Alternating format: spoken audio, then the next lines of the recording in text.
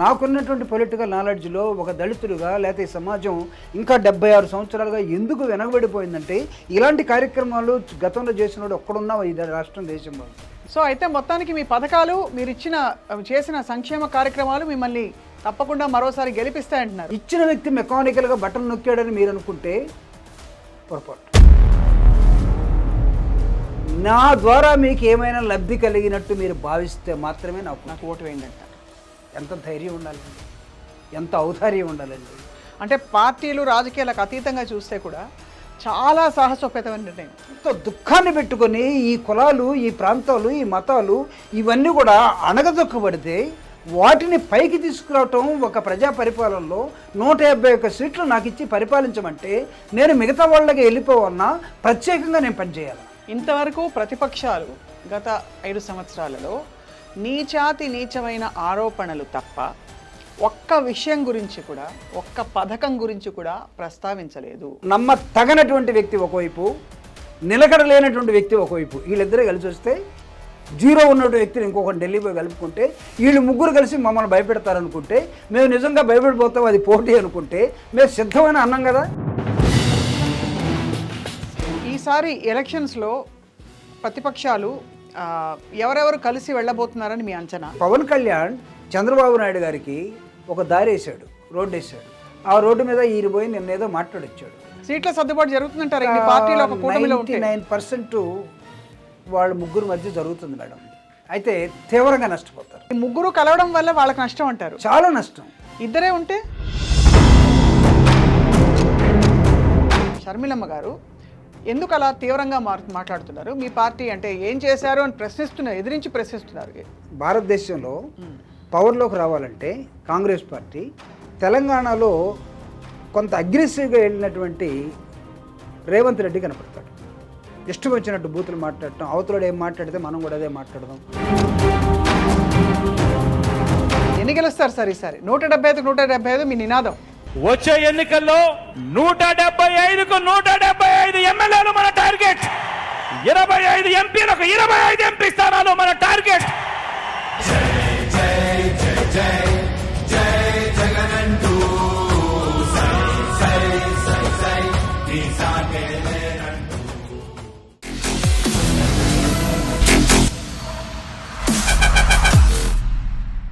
అందరికీ నమస్కారం and welcome to this candidate conversation. Elections దగ్గర పడ్డాయి. ఏపీలో రాజకీయ వాతావరణం, రాజకీయ వేడి, దాంతోపాటు వాతావరణం కూడా అలాగే పుంజుకుంటోంది. సో మనతో పాటు ఇవాళ జరుగుతున్న కీలక పరిణామాలపై మాట్లాడడానికి జూపుడి ప్రభాకర్ గారు, అందరికీ సుపరిచిత నాయకులు, స్టేట్ ఎస్సీ సెల్ చైర్పర్సన్గా ఉన్నారు. అలాగే వారు పూర్వ ఎమ్మెల్సీగా అందరికీ సుపరిచితులు. అన్నిటితో కంటే ముఖ్యంగా ఇప్పుడు ప్రస్తుతం రాష్ట్ర ప్రభుత్వ సలహాదారుగా ఉన్నారు. సిద్ధం అంటే ఏమిటి? సిద్ధం ఉన్నారు ఎన్నికలకి, కానీ ప్రతిపక్షాలు కూడా అంతకంటే ఎక్కువగా సంసిద్ధం అవ్వడానికి ప్రయత్నిస్తున్నాయి, పొత్తులు పెట్టుకోవడానికి ముందకెళ్తున్నాయి. ప్రభాకర్ గారు నమస్కారం సార్. నమస్కారం మేడం. ఎలా సార్, మీరు బాగున్నారో చెప్పండి. Fine madam. సార్ బాగా జరిగాయి మేడం. ఏలూరు, రాజమండ్రి ప్రోగ్రామ్స్ అన్నీ బాగా జరిగాయి సార్, చాలా అద్భుతంగా జరిగాయి. సిద్ధం చూస్తుంటే అసలు జనం వాళ్ళే వచ్చారా స్వచ్ఛందంగా అన్నట్టు, అంతమంది వచ్చారా అన్నట్టు అనిపిస్తుంది. ఏలూరు ఎక్సలెంట్గా జరిగింది. ఏమిటి సార్, ఏమిటి సిద్ధం అనే దానికి జగన్మోహన్ రెడ్డి గారు అంటే దాన్ని నేను సినిమా డైలాగ్తో పోల్చి చెప్పదలుచుకోలేదు, కానీ రాజకీయంగానే అంటే ప్రత్యేకంగా ఆంధ్రప్రదేశ్ రాజకీయాల్లో ఏమాత్రం తగనటువంటి వ్యక్తి ఒకవైపు చంద్రబాబు నాయుడు గారు, అప్పుడప్పుడు వచ్చిపోయి నేను ఉన్నానని చెప్పుకునే వ్యక్తి ఇంకొక వైపు. అవును, వీళ్ళిద్దరు కలిసి జగన్మోహన్ రెడ్డి గారి మీద ఎప్పుడైతే దాడి చేయటం ప్రారంభించారో, అంటే రాష్ట్ర రాజకీయాల మీద వీళ్ళకున్నటువంటి పవన్ కళ్యాణ్ గారికి అవగాహన తక్కువ, చంద్రబాబు నాయుడు గారికి స్వార్థం ఎక్కువ. వీళ్ళిద్దరు కలిసి జరుగుతున్న సంక్షేమాన్ని కానీ, అభివృద్ధిని కానీ, పరిపాలన కానీ, అంటే పేదవాడు ఎక్కడ బాగుపడతాడో, జగన్ పేదవాడి వైపు వంగిపోయాడు. అంటే ఒక 360 degrees కానీ మనం ఒక దాన్ని మెజర్ చేస్తే నీకు టిల్టింగ్ ఎక్కడైతే కనపడుతుందో దాన్ని మనం ఏమంటామంటే ఇంక్లినేషన్ అంటాం. జగన్మోహన్ రెడ్డి గారు పాలిటిక్స్లో ఈరోజు మీరు చూడండి, విశాఖపట్నం నుంచి మీకు నర్సరావుపేట దాకా గతంలో ఏ పార్టీ చూసినా చౌదరీస్కి ఎంపీ టికెట్ ఇచ్చేవాళ్ళు, చౌదరి కమ్యూనిటీ. జగన్మోహన్ రెడ్డి గారు మొత్తం నెత్తి అవతల పడేసాడు, బీసీలకు ఇస్తున్నాడు ఇప్పుడు. అంటే దాని అర్థం జగన్మోహన్ రెడ్డి గారికి ఉన్నటువంటి సోషల్ ఇంజనీరింగ్ కానీ సమాజం పట్ల ఇంకెంతకాలం వీళ్ళని అణగదొక్కాలి, ఎంతకాలం వీళ్ళు అడుగుని ఉంటారు, వీళ్ళని పైకి ఎవరు తీసుకొస్తారని వస్తుంటే దాన్ని అనేక విధాలుగా ఆయన సైకో అని, ఇతనికి మతిపోయిందని, లేకపోతే అప్పుల్లోకి వెళ్ళిపోయిందని రకరకాలుగా ఓదరగొట్టి బ్యాచ్లు మొత్తానికి జగన్ ఒకే ఒక సమాధానం, నేను సిద్ధం. అంతే అంతే అంటే ఎన్నికలకి మీరు సిద్ధమైతే, మీరు నిజంగా ఇంకా ఏదన్నా ఉన్నవాళ్ళైతే, నేను కొన్ని భాషలు మాట్లాడలేను కానీ మిగతా వాళ్ళలాగా ఉన్నవాళ్ళైతే మీరు సిద్ధమా అని అడుగుతుంటే మేము కూడా సిద్ధమే, కూడా అని వస్తుంది చూడండి, మేము కూడా, నేను కూడా వస్తాను అంటే ఇవన్నీ ఏంటంటే అడ్జెక్టివ్స్, డైరెక్ట్గా రాలేదన్నమాట. స్వప్న గారు వచ్చి ఒక షో చేస్తున్నారంటే స్వప్న గారి తోటి మేము కూడా వస్తామండి అంటే, తోటి వచ్చేవాళ్ళు ఎట్టుంటారంటే ఏదో నేర్చుకోవడానికి వచ్చినట్టు, లేకపోతే ఆప్షన్స్ ఏదైనా చేయడానికి వచ్చినట్టు ఉంటారు. ఇప్పుడు మేము కూడా సిద్ధం అంతే అని వాళ్ళు అంటున్నారు. కమాన్ అంటే ఈ రాష్ట్రంలో ప్రజలందరూ కూడా నాకు తెలిసి వాళ్ళందరూ డిసైడ్ అయిపోయినారు మేడం.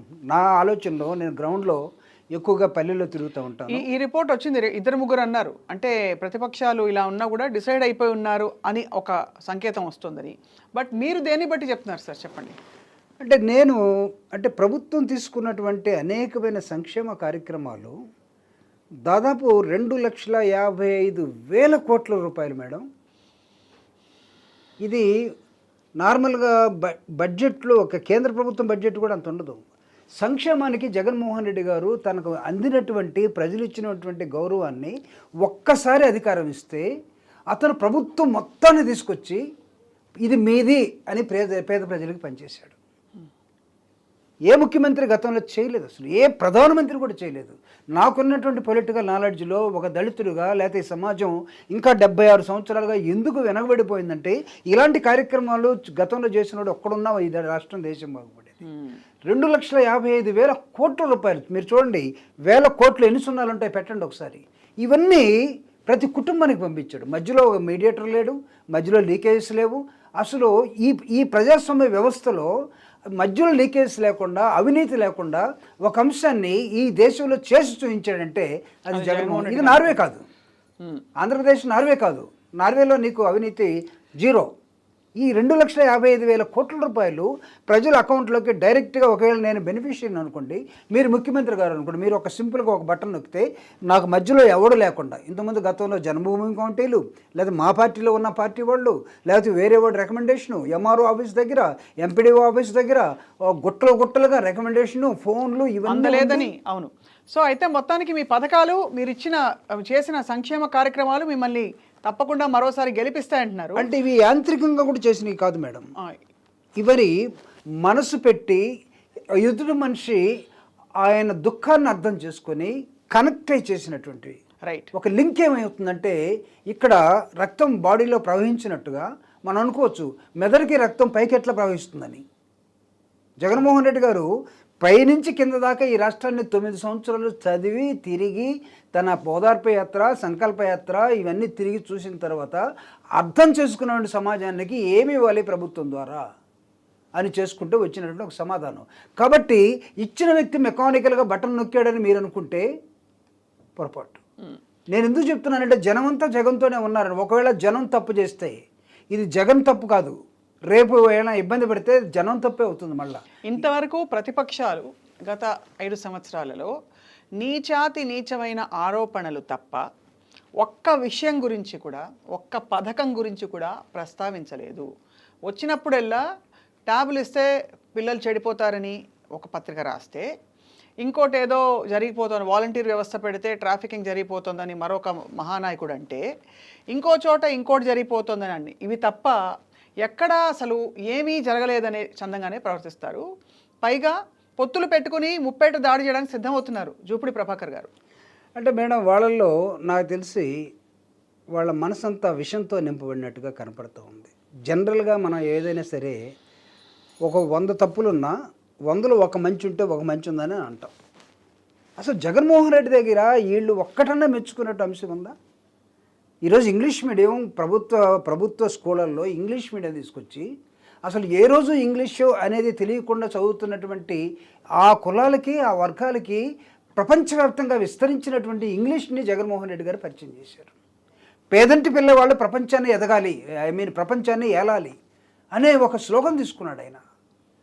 అంటే ప్రభుత్వ స్కూళ్ళు మొత్తం కూడా ఇంగ్లీష్ మీడియం చేసి ఇటీవల ఎస్సీఆర్టీకి ఏపీ ఎస్సీఆర్టీకి ఆయన ఐబీ అనే ఒక కరికులాన్ని ఒక ఇన్స్టిట్యూషన్ని యాడ్ చేసి ఈరోజు ప్రపంచం మొత్తం కూడా అతి సులువుగా అర్థమయ్యేటట్టుగా నీకు ప్రపంచంలో నంబర్ 1 ఉండేటట్టుగా వియత్నాం తర్వాత జపాన్ తర్వాత ఈ ఐబీ ఇన్స్టిట్యూషన్ని ఈ దేశంగానే ప్రపంచంగానే తీసుకున్నటువంటి ఇంకొక రాష్ట్రం దేశం ఏది ఉందంటే అది జగన్మోహన్ రెడ్డి గారు ఆంధ్రప్రదేశ్.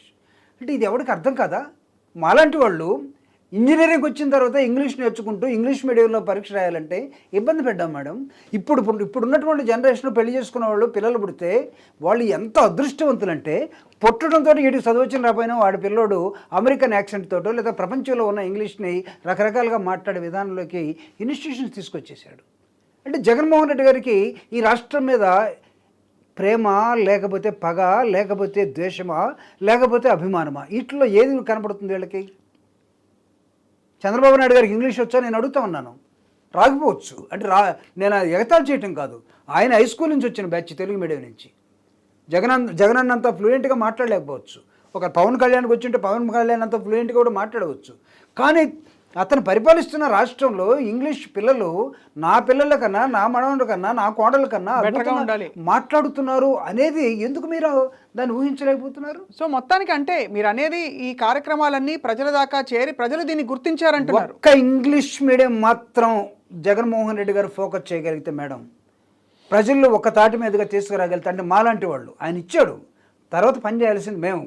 ఒక్క ఇంగ్లీష్ మీడియాన్నే రాష్ట్రంలో మేము చెప్పగలిగితే ఆ జనరేషన్స్ మొత్తం, కమ్యూనిటీస్ మొత్తం, పేదవాళ్ళు మొత్తం జగన్ వెనకాల పరిగెత్తారు. దాంతోపాటు 55,000 మెడికల్ పోస్టులని జగన్మోహన్ రెడ్డి గారు నింపేశాడు. రిక్రూట్మెంట్ నర్సులు కానీ డాక్టర్లు కానీ. జనరల్గా మేము కాస్త పర్వాలేదు అనుకుంటే ఒక డాక్టర్ ఎవడని ఉంటే తెలిసినాడు మన కాలనీలో, ఆ డాక్టర్ దగ్గరికి పోతుంటాం. చెప్పుకోవడానికి ఏం చెప్తామంటే మా ఫ్యామిలీ డాక్టర్ అని చెప్తాం.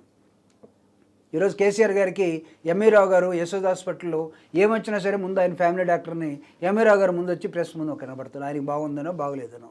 అలా విలేజెస్లో ప్రభుత్వ హాస్పిటల్స్ని ప్రతి గ్రామానికి పంపించేసి ఆ గ్రామంలో ఉన్నటువంటి ప్రతి కుటుంబం ఒక హెల్త్ క్లినిక్ లాగా మారిపోయింది.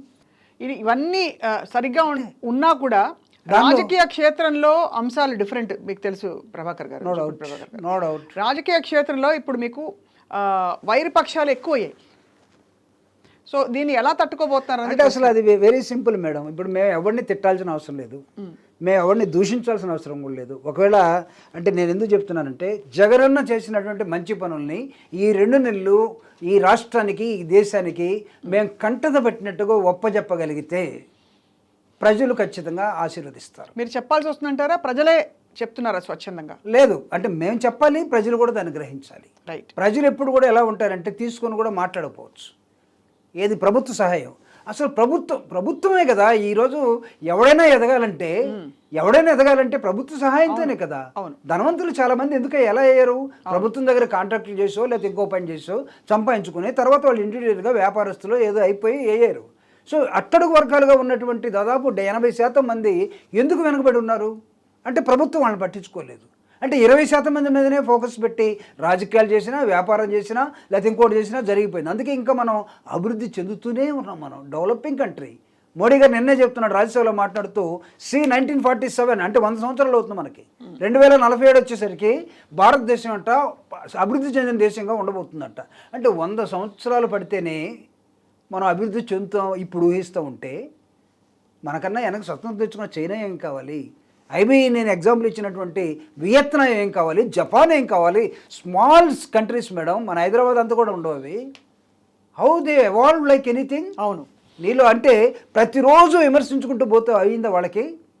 మావో జెడాంగ్ చైనా అధ్యక్షుడు డ్రీమ్ ఆఫ్ చైనా అని పెట్టాడు. ఇప్పుడున్నటువంటి జింపింగ్ కూడా డ్రీమ్ ఆఫ్ చైనానే కంటిన్యూ చేస్తూ ఉన్నాడు. దరిద్రం ఏంటంటే మన దేశంలో ఒక నాయకుడు ఒక పాలసీ తయారు చేస్తే రెండో నాయకుడు ఎవడన్నా వస్తే ఆ పాలసీని కట్ చేసి ఇటు కొత్తది పెడతాడు. మీ పార్టీ కూడా అలా చేసిందని ఒక ఆరోపణ వస్తే ఏం చేస్తారు మీరు? అసలు మేము రాజశేఖర రెడ్డి గారి ఆలోచనని దారి నుంచి పక్కెళ్ళలేదు కదా మేము. రాజశేఖర రెడ్డి గారు ఇచ్చిన ఫీ రీఎంబర్స్మెంట్, కొత్తగా వచ్చిన engineering medical colleges, Rajasekhara Reddy గారు ఇచ్చినటువంటి నీకు హెల్త్ 108 మీరు తీసుకోండి. లేకపోతే మీరు కార్పొరేట్ హాస్పిటల్స్ని పేదవాళ్ళ పరం చేసి మీరు కూడా పెద్ద పెద్ద హాస్పిటల్స్ రావాలని ఆయన తీసుకొని నిర్ణయం తీసుకోండి. ఈ హెల్త్ని ఎడ్యుకేషన్ని జగన్మోహన్ రెడ్డి గారు చాలా జాగ్రత్తగా ఇంప్రూవ్ చేసి పట్టుకొస్తూ ఉన్నాడు. రాజశేఖర రెడ్డి గారు ఒక్క అడుగు వేస్తే జగన్మోహన్ రెడ్డి గారు 4 అడుగులు వేసాడు. ఈరోజు మీరు చూడండి, ఫారెస్ట్ ఏరియాలో ఉన్నటువంటి రాజమండ్రి ఫారెస్ట్ కానీ, మార్కాపూర్లో ఉన్నటువంటి చెంచులు కానీ, గోండులు కానీ, కోయిలు కానీ, వీళ్ళందరూ హెల్త్ ఇంప్రూవ్మెంట్ కోసం రైట్ హెల్త్ డిపార్ట్మెంట్లో ఉన్నటువంటి నాయకులు కొంతమంది జగన్మోహన్ రెడ్డి గారి ఆదేశాల ప్రకారం నివాస్ గారు కానీ, లేకపోతే మన కృష్ణ గారు కానీ, వీళ్ళందరూ కూడా ముందుకెళ్తున్నటువంటి విధానం ఎక్కడ విమర్శించడానికి అవకాశం ఉందా? చంద్రబాబు నాయుడు గారి హెల్త్ 76 సంవత్సరాల చదివిన ఆయన ఒక్కడు కాపాడుకుంటే సరిపోద్దా? ఆయన ఒక్కడు నీట్గా ఉంటే సరిపోద్దా? 4 గంటలకి కాఫీ తాగాలి, ఆయన మాత్రం తాగలడు, మిగతా వాళ్ళు తాగే అవకాశం ఉందా మేడం? కూలి చేసుకునేవాడు, లేకపోతే ఉద్యోగం చేసుకునేవాడు, అందరికీ ఒకే టైం ఉండాలి కదా. నీ హెల్త్ని మెయింటైన్ చేసుకోవటం కాదు, నువ్వు పరిపాలిస్తున్నటువంటి నీ ప్రాంతం హెల్తీగా ఉందా లేదా చూసుకోవాలి. ఇక్కడ చెడ్డ వాసన వస్తూ, అంటే మన దగ్గర కూడా వస్తేమో నాకు తెలీదు, మన దగ్గర మాత్రం మంచి వాసన వస్తూ మనం ఉన్నాము, మన బ్రహ్మాండం ఉన్నాం అనుకుంటే పొరపాటు అవుతుంది. జగన్మోహన్ రెడ్డి గారు రాజశేఖర రెడ్డి గారు ఇచ్చినటువంటి లైన్ని, వెల్ఫేర్ లైన్ని, అందుకే రాజశేఖర రెడ్డి గారు వెల్ఫేర్ స్టేట్ ఆఫ్ మైండ్ కలిగిన వ్యక్తి అనేవాళ్ళం. అర్థం చేసుకోవటం. జగన్మోహన్ రెడ్డి గారు దాన్ని మించిపోయాడు. ఈరోజు మించిపోయి పనిచేస్తూ ఉన్నాడు. ఈసారి ఎలక్షన్స్లో ప్రతిపక్షాలు ఎవరెవరు కలిసి వెళ్ళబోతున్నారని మీ అంచనా? అంటే ఇది నేను దాదాపు ఒక 1 year బ్యాకే, యాజ్ పర్ మై యాంటిసిపేషన్, నేను అనుకున్నాను కూడా ఖచ్చితంగా తెలుగుదేశం, జనసేన, బీజేపీ ముగ్గురు కలిసి వెళ్తారు. బీజేపీ కలిసి వెళ్ళబోతోందని మీకు స్పష్టంగా తెలుసా? అంటే నిన్నటి డెవలప్మెంట్ చంద్రబాబు నాయుడు గారు ఆఘ మేఘాల మీద ఎప్పుడు వాళ్ళ కాళ్ళు పట్టుకోవచ్చు అన్నట్టుగా, అంటే ఇప్పుడు దాకా తను ప్రయత్నం చేశాడు, కుదరలేదు. ఇప్పుడు వాళ్ళే పిలిచారు కాబట్టి ఆయనకి ఈజీగా దారి ఏర్పడింది. ఈ దారి ఏర్పడటానికి కూడా కారణం పవన్ కళ్యాణ్. పవన్ కళ్యాణ్ తను ఏ ఆలోచనలో ఉన్నాడో కానీ చెగువేరని మనకేమో పరిచయం చేస్తాడు, ఆర్ఎస్ఎస్ తోటేమో స్నేహం చేస్తాడు. అతను 1000 పుస్తకాలు చదివాను అంటాడు, ఏవి చదివాడో తెలియదు కానీ మోడీతోటి స్నేహం చేస్తాడు. ఆంధ్రప్రదేశ్లో జరుగుతున్నటువంటి అభివృద్ధిని ఒక్కరోజు కూడా మెచ్చుకోలేనటువంటి పవన్ కళ్యాణ్ గారు పాచిపోయిన లడ్లు అన్నటువంటి ప్రత్యేక హోదాని గురించి ఆ రోజు మాట్లాడి, ఈరోజు బీజేపీ లేకపోతే ఈ రాష్ట్రంలో, ఈ దేశంలో ఏమీ లేదనే దశలోకి వెళ్ళిపోయాడు. ఒకవేళ బీజేపీ లేకపోతే ఏమీ లేదనుకునే వాళ్ళవి నీ ఇల్లు హైదరాబాద్లోనే ఉందిగా, హైదరాబాద్లో తెలంగాణలో ఎందుకు బీజేపీ గెలవలేదు? అది ఒకసారి చూసుకోవచ్చు కదా. కాబట్టి పవన్ కళ్యాణ్ చంద్రబాబు నాయుడు గారికి ఒక దారి వేసాడు, రోడ్డు వేసాడు.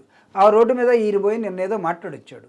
వాళ్ళు ఏం కోరారో, వీళ్ళు ఏమనుకున్నారో, లేకపోతే ఫ్యూచర్లో ఎలా ఉండబోతుందో. సీట్ల సర్దుబాటు జరుగుతుందంటారు 99% వాళ్ళ ముగ్గురు మధ్య జరుగుతుంది మేడం. అయితే తీవ్రంగా నష్టపోతారు. నేను ఈరోజు చెప్తున్నాను, ఆఫ్టర్ ఎలక్షన్స్ అంతేనా, వీళ్ళ ముగ్గురు సర్దుబాట్లు ఏదైతే ఉన్నాయో తీవ్రంగా వాళ్ళ పార్టీని నష్టపరుస్తుంది. బికాస్ బీజేపీ ఈ రాష్ట్రంలో 0, పెద్ద 0. మరీ 0 కాదండి, 0.83%. అంటే 0.83% అనేది ఎక్కడో కాకినాడలో కొన్ని వచ్చి ఉండొచ్చు, లేకపోతే అలయన్స్లో ఉన్నప్పుడు 1-2 కనబడి ఉండొచ్చు. నౌ యాజ్ ఇట్ ఈస్గా చూస్తే వాళ్ళ రాష్ట్ర బాడీ పదాధిపతులు తప్ప, జిల్లా బాడీలు తప్ప ఓటేసేవాళ్ళు ఒక్కళ్ళు లేరు. రెండవది పవన్ కళ్యాణ్కి ఒక 6% నుంచి 10% దాకా ఉండొచ్చు. ఓట్ షేరింగ్లోకి వచ్చేసరికి వీళ్ళిద్దరికీ చాలా గ్యాప్ కనబడబోతుంది మేడం. నేను ఎందుకు చెప్తున్నానంటే, ఒక 100 సీట్లు అనుకుంటే, ఒకవేళ 100 సీట్లలో పవన్ కళ్యాణ్కి 25 ఇచ్చి, ఒక 60 సీట్లు, ఒక 70 సీట్లు చంద్రబాబు నాయుడు గారు తీసుకొని, ఒక 5 సీట్లు బీజేపీకి ఇస్తే, ట్రాన్స్ఫర్మేషన్ ఆఫ్ ది ఓట్ 70% ఉన్నటువంటి తెలుగుదేశం వాళ్ళు 20% ఉన్నటువంటి పవన్ కళ్యాణ్కి ఎందుకు వేస్తారు? 20% ఉన్నటువంటి పవన్ కళ్యాణ్ 5% ఉన్నటువంటి బీజేపీకి ఎందుకు వేస్తాడు? అంటే నేను అసెండింగ్ ఆర్డర్లో చెప్తున్నాను, పైనుంచి కిందకు వస్తే. అదే మొత్తానికి అయితే ఈ ముగ్గురు కలవడం వల్ల వాళ్ళకి నష్టం అంటారు. చాలా నష్టం. ఇద్దరే ఉంటే ఇద్దరుంటే కొద్దిగా మేము కొంత టఫ్ ఫైట్ మాకు ఉంటుంది ఇద్దరుంటే. కానీ ఏమీ లేని వాళ్ళని తీసుకొచ్చేసి మీరు ఒక ఆంజనేయుడిలాగా చూపించి మమ్మల్ని భయపెట్టాలని చూడబోతా ఉన్నారు. కానీ ఆ ఆంజనేయుడి సంగతి ఏంటో మాకు తెలియదు ఏం కాదు. మేము 5 సంవత్సరాలుగా జగన్మోహన్ రెడ్డి గారు ఈ రాష్ట్ర అభివృద్ధి కోసం, సంక్షేమం కోసం, రీఆర్గనైజేషన్ యాక్ట్ కోసం పోయిన ప్రతిసారి మోడీతోటో అమిత్ షాతో మాట్లాడి ఆయన మొట్టమొదటి ఢిల్లీ వెళ్ళిన తర్వాత ఒకే ఒక మాట ప్రెస్ ముందు చెప్పాడు, దేవుడు ఎందుకో మనం అనుకున్నట్టుగా చేయలేదు. కేంద్ర ప్రభుత్వానికి నంబర్ ఆఫ్ సీట్స్ తగ్గించుంటే మనం వాళ్ళ మెడల మీద లేకపోతే వాళ్ళని చాలా విధాలుగా మనం డిమాండ్ చేస్తుండే వాళ్ళని. దేవుడు వాళ్ళకి ఎక్కువ సంఖ్య ఇచ్చాడు కాబట్టి మన మీద ఆధారపడే అవకాశం లేదు కాబట్టి మనం అనుకున్నది జరగకపోవచ్చు అని అన్నాడు. అంత ఓపెన్గా చెప్పే నాయకుడు కూడా ఈ రాష్ట్రంలో ఎవరు ఉండరు, ఈ దేశంలోనే ఎవరు ఉండరు. సో కాబట్టి పోయిన ప్రతిసారి మాకు కావాల్సింది ఇవ్వండి మనం బతికినట్టు తప్ప ఏం చేసే దశలోకి భారత రాజకీయాలు రాష్ట్రాలు నా విధంగా ఫెడరల్ సిస్టమ్ మీద నిన్న మోడీ గారు రాజ్యసభలో విపరీతంగా మాట్లాడే కానీ I respect federalism, I respect states, but when you compare with your practices, ఇంగ్లీష్లో ఒకటి ఉంది, an ounce of practice is greater than a ton of theory. నిన్న ఏదైతే రాజ్యసభలో చెప్పాడో నాకు రాష్ట్రాలు అంటే గౌరవం, నేను ముఖ్యమంత్రిగా ఉన్నప్పుడు కేంద్రం నాకు సహకరించలేదు, 10 సంవత్సరాలు చాలా ఇబ్బంది పడ్డాను. ఈరోజు what you are doing now, you tell me reorganisation యాక్ట్ని మీ ప్రభుత్వం మీరు ప్రతిపక్షంలో ఉండి లేకపోతే కాంగ్రెస్ వాళ్ళు పాలకపక్షంలో ఉండి మీరిద్దరు కలిసి పార్లమెంట్లో తలుపులు మూసేసి లైట్లు ఆఫ్ చేసి అయిపోయింది పొండి అన్నారు కదా. పోనీ పార్లమెంట్ యాక్ట్ అనుకుందాం, పార్లమెంట్ యాక్ట్ని సక్సెస్ గవర్నమెంట్ ఏం చేయాలి? It's a doctrine of law. అరే మీకు ఫండమెంటల్స్ తెలియనట్టు బిహేవ్ చేశారు కదా. ఆ ప్రత్యేక హోదా ఇచ్చేది లేదు పొండి, ఎక్కడ చెప్పుకుంటారు పొండి అంటే 13 జిల్లాలతోటి చిన్న రాష్ట్రం ఏర్పడిందని మీరు దక్షిణ భారతదేశంలో పెద్దగా 42 ఎంపీలతోటి ఆంధ్రప్రదేశ్ పెద్దగా కనపడుతుందని చిదంబరం కుట్రతోటి ఈ రాష్ట్రాన్ని మీరు ఎడగొట్టి 17 ఏమో తెలంగాణకి ఇచ్చి 25 ఏమో ఆంధ్రప్రదేశ్కి ఇచ్చి 25 పార్లమెంటు స్థానాలు పెద్దవా, 13 జిల్లాలు పెద్దవా, ఇదొక రాష్ట్రమా అంటే ఉత్తరప్రదేశ్ని ఎందుకు ఎడగొట్టుకోలేకపోయారు మీరు? 88 స్థానాలు ఉన్నాయి. ఎందుకు ఈ డిమాండ్ ఉత్తరప్రదేశ్లో లేదా? అంటే మీరు మాత్రం కంఫర్టబుల్గా ఉండాలి, కాంగ్రెస్ వాళ్ళు కానీ బీజేపీ వాళ్ళు కానీ మిగతా రాష్ట్రాలను విడగొట్టాలి. విడగొట్టినటువంటి రాష్ట్రం ఎన్టీ రామారావు గారు పెట్టినటువంటి ఆత్మగౌరవ నినాదం భాష మీద మేడం ఈరోజు నేను అడుగుతూ ఉన్నా, ఈ రాష్ట్రంలో ఉన్నటువంటి పేదలందరూ కూడా జగన్మోహన్ రెడ్డి గారు ఒక ఆత్మగౌరవ నినాదాన్ని నింపేశాడు. అక్కడ ఆత్మగౌరవ నినాదం ఏమైందంటే సెంట్రల్ గవర్నమెంట్ని కూలగొట్టింది.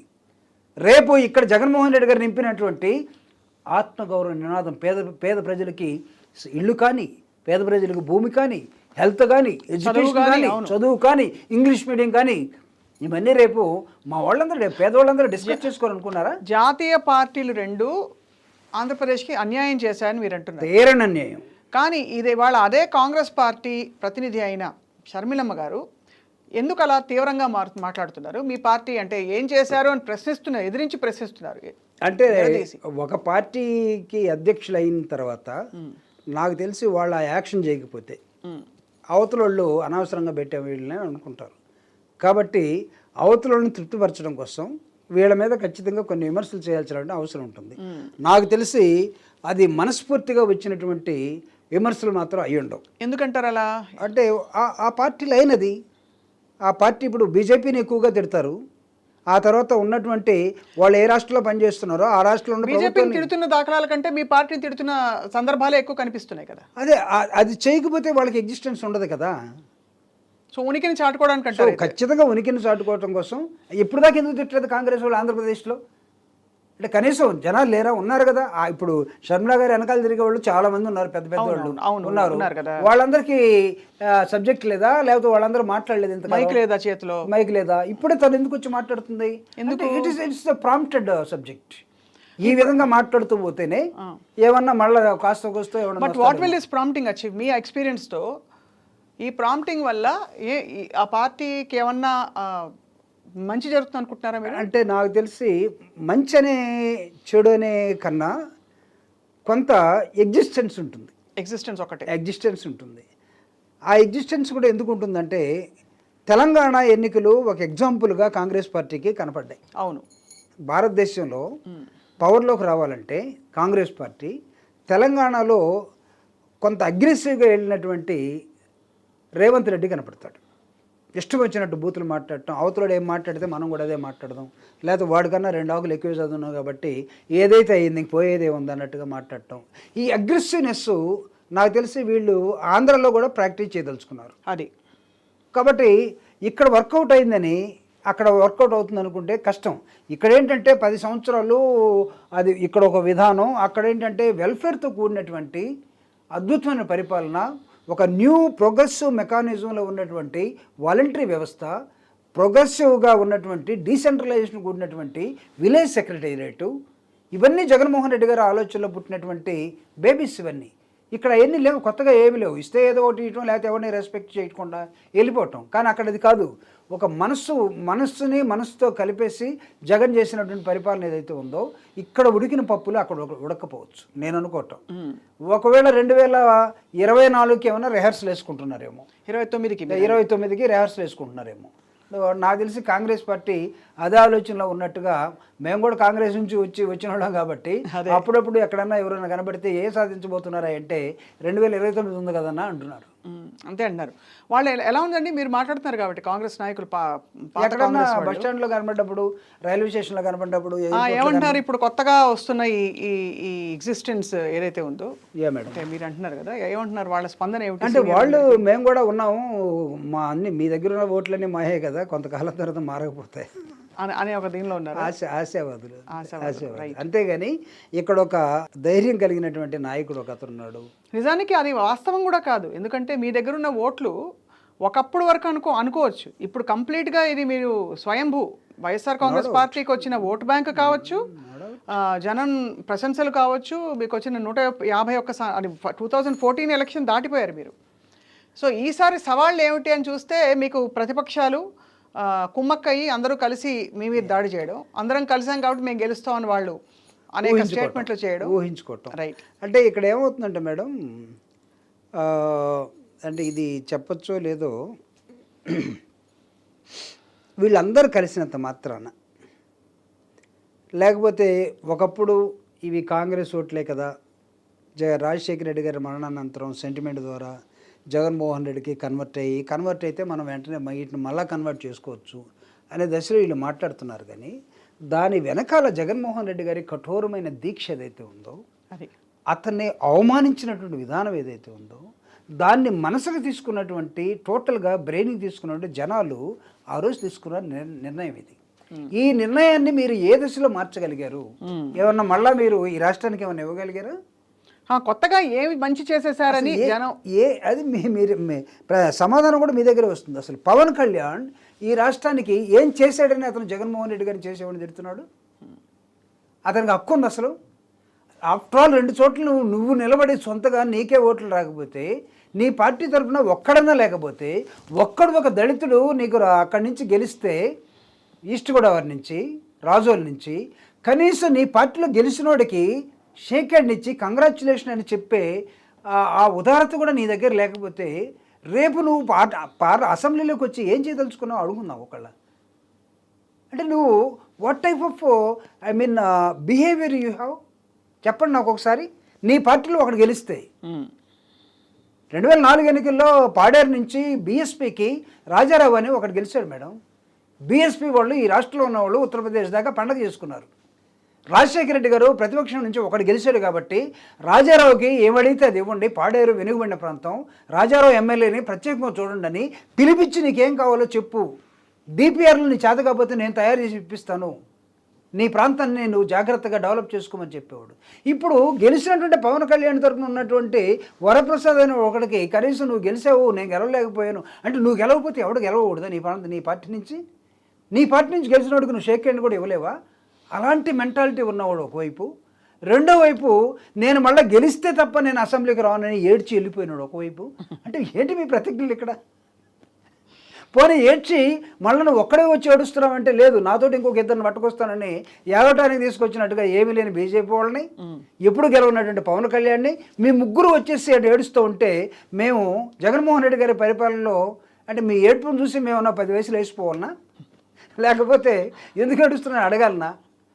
పాలిటిక్స్ మేడం ఇది. ఎవరు సర్వీస్ చేస్తే, ఎవరు లైన్లో ఉంటే, ఎవరు ఈ రాష్ట్రాన్ని అర్థం చేసుకుంటే, సమాజాన్ని అర్థం చేసుకుంటే, మీరు చెప్పండి. నేను సామాజికంగా ఒక ప్రశ్న మీకు వేస్తాను. ఎంతకాలం మీరు తొక్కుతారు అట్టడుగు వర్గాల్ని? 100 సంవత్సరాలు తొక్కుతారా? ఇది మాత్రం చాలా వేల సంవత్సరాలు తొక్కుతారా? సాహసోపేతమైన నిర్ణయం సార్. అంటే పార్టీలు రాజకీయాలకు అతీతంగా చూస్తే కూడా చాలా సాహసోపేతమైన నిర్ణయం. ఏ కమ్ వాట్ మే, నేను చేసే పనులు కరెక్ట్ అని నమ్ముతున్నాను, చేస్తున్నాను అని చెప్పి పెద్ద పెద్ద తలకాయల్ని కూడా పక్కన పెట్టేసి ఊహించని విధంగా కొత్త వాళ్ళకి బీసీలకి అవకాశం ఇవ్వడం. అంటే అది ఇచ్చి కూడా తను ఏం చెప్తున్నాడు తెలుసా? నేను మిమ్మల్ని ఓటేయమని నేను ప్రత్యేకంగా మిమ్మల్ని బతినట్టం లేదు. నా పరిపాలనని 5 సంవత్సరాలు చూశారు మీరు. 5 సంవత్సరాల్లో దరిద్రం, 2 సంవత్సరాలు కరోనా వచ్చింది, పోయింది. 2.5 years 3 years జగన్మోహన్ రెడ్డి గారి టోటల్ గవర్నెన్స్. ఇప్పుడు ఏమడుగుతున్నాడంటే, నా ద్వారా మీకు ఏమైనా లబ్ధి కలిగినట్టు మీరు భావిస్తే మాత్రమే నాకు ఓటు వేయండి అంటారు. ఎంత ధైర్యం ఉండాలండి, ఎంత ఔదార్యం ఉండాలండి. నేను చెప్తున్నాను, యేసుక్రీస్తు బైబిల్లో ఒక మాట చెప్తాడు. భూమి మీద తండ్రి కొడుకుగా భూమి మీదకి వచ్చిన తర్వాత, అంటే నీకు బైబిల్ కూడా అది ఖురాన్ అదే చెప్తుంది, లేకపోతే నీకు భగవద్గీత కూడా అదే చెప్తుంది. ఒక విధంగా చెప్పాలంటే లైన్ అంతా అదే ఉంటుంది. ఆయన ఏం చెప్తాడంటే, ఆయన నిమిత్తమై, అంటే తన తండ్రి ఎందుకోసం పంపించాడో, అంటే నా కోసం చెప్పట్లేదు, నేను చేశానని చెప్పట్లేదు.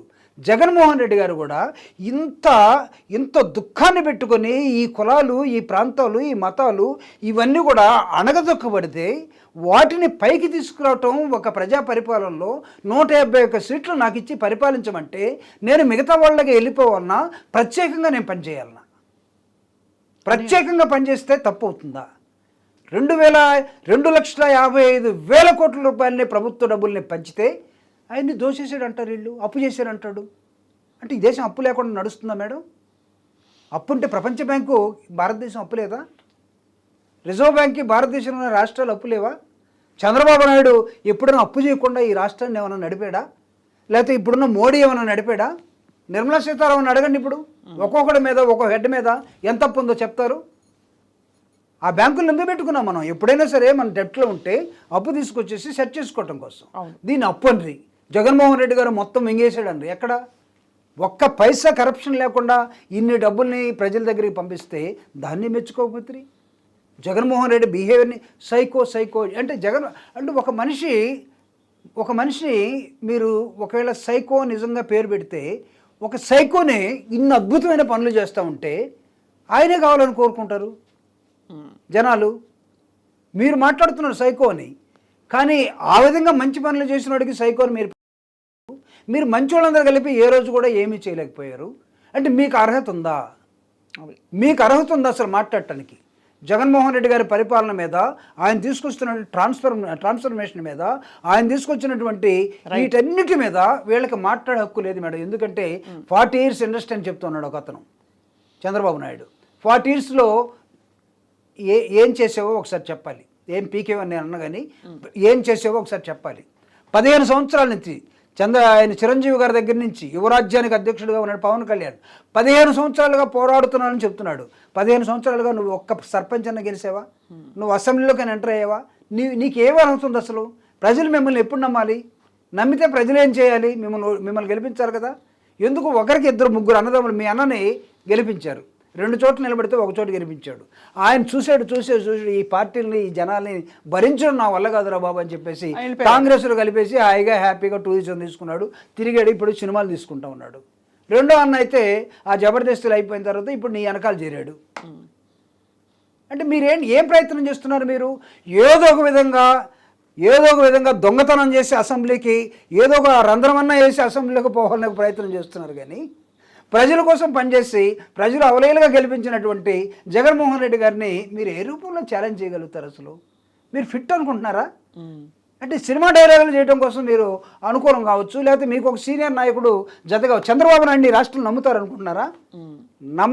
నమ్మ తగనటువంటి వ్యక్తి ఒకవైపు, నిలకడ లేనటువంటి వ్యక్తి ఒకవైపు, వీళ్ళిద్దరే కలిసి వస్తే జీరో ఉన్నటువంటి వ్యక్తిని ఇంకొకటి ఢిల్లీ పోయి కలుపుకుంటే, వీళ్ళు ముగ్గురు కలిసి మమ్మల్ని భయపెడతారనుకుంటే, మేము నిజంగా భయపడిపోతాం, అది పోటీ అనుకుంటే మేము సిద్ధమైన అన్నాం కదా.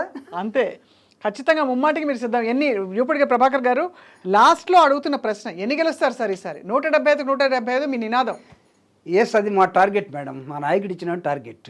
దాన్ని కూడా విమర్శించారు 175 గెలుస్తారంటేనే. అంటే చంద్రబాబు నాయుడుకి పిల్లలు ఉన్నారు కదా, పిల్ల ఒకడే ఉన్నారు కదా, అతన్ని బాగా చదివించడం కోసమే కదా అమెరికా కూడా పంపించింది. అవును, బాగా చదివించడమే కదా నువ్వు కాన్వెంట్ స్కూల్లో చేర్పించింది. నీ పిల్లోడిని నువ్వు జడ్పై స్కూల్లోనో ఎలిమెంటరీ స్కూల్లోనో ప్రభుత్వ స్కూల్లో చేర్పించలేదుగా? జరిపించారా? లేదు. అంటే బాగా ఉండాలని కోరుకుంటారు కదా. నీ రాష్ట్రంలో 175 స్థానాలు నీ అసెంబ్లీలో ఉంటే, ఒక రాజకీయ పార్టీగా 175 స్థానాలకు నువ్వు పోటీ పడుతూ ఉంటే, అన్నీ నేనే గెలవాలి, అంతా నేనే మంచిగా చేయాలని అనుకుంటా. అసలు వాట్ ఈజ్ రాంగ్ మేడం? ఇప్పుడు నా పిల్లలు ఉన్నారు, నేనేమనుకోవాలి? నేను నారాయణ చేర్పించాను అనుకో, వీడు ఐఐటి కొట్టాలనుకుంటాం. ఐఐటికి తగ్గుతున్నాడు అనుకో, ఏంట్రా అక్కడ చేర్పించినా కానీ నువ్వు ఇట్లా ఉన్నావు అని అడగమా? అంతే.